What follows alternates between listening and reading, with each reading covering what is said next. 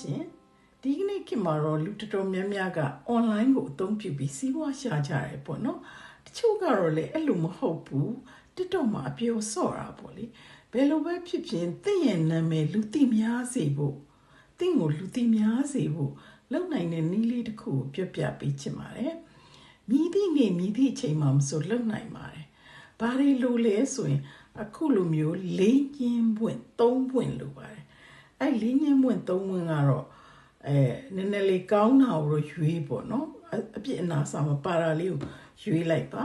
ရွေးပြီးတော့နောက်ထပ်လိုအပ်ချက်ကတော့တထွာလောက်ရှိတယ်မြင်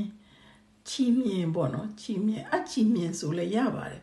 ပိုးကြိုးလည်းရတယ်သုံးမွေးကြိုးလည်းရတယ်အနီရောင်ဖြစ်ဖို့ပဲလိုပါတယ်အနီရောင်ကြိုးပေါ့နော်တထွာလောက်ရှိတဲ့အနီရောင်ကြိုးလိုပါတယ်အဲ့ဒါနဲ့ဒီလိုရစ်ပတ်ရတာပေါ့နော်ဒီလေးညင်းပွင့်၃ပွင့်ကိုအနီရောင်ကြိုးနဲ့ပတ်ရတာပေါ့၃ပတ်ပတ်လို့ရတယ်၅ပတ်ပတ်လို့ရတယ်9ပတ်ပတ်လို့ရတယ်ကြိုက်တဲ့လောက်ပတ်ပါအဲ့လိုပတ်ပြီးပြီဆိုခဲ့ရင်တော့အဲ့ဒီလေးညင်းပွင့်လေးကိုဒီလိုမျိုးလေးဖြစ်သွားပြီပေါ့နော်အဲ့ဒီဟာလေးကိုကင်နေကြပတ်စံအိတ်ပေါ့ကိုကင်နေကြအိတ်ပေါ့လေအဲ့ဒီထဲမှာထည့်ထားလိုက်ရုံပါပဲဒီလိုမျိုးလေးထည့်ပြီးထားလိုက်ရုံ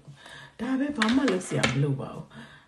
9ရက်တစ်ပတ်အတွင်းထဲမှာသိတာပါလိမ့်မယ်တကယ်လို့အောင်မြင်နေဆိုခဲ့ရင်ကိုကဒီနေ့ကကိုအတွက်အောင်မြင်စေတယ်ဆိုခဲ့ရင်3လတစ်ခါလောက်တော့အသက်လဲပြီးပါ